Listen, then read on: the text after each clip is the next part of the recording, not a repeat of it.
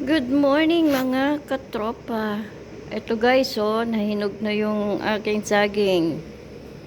Kailan lang to kasabay ng mga mangga. So, hinog na.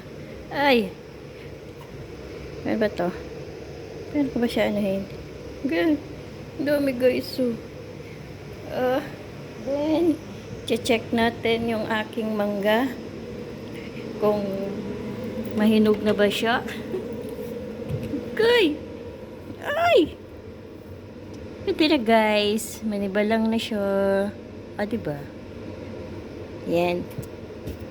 Dami siya guys. Nilagay ko dyan sa bigasan. Para mas madali, diba? Guys, ang init sa labas. Grabe. Ito yung bahay namin guys. So, diba? Ang init kaya sa labas. Alas 9 pa lang. Ganyan na siya kainit. Ah, diba? Grabe oh. Ang walang kaulap-ulap. Grabe talaga. Yan. Sa kusina.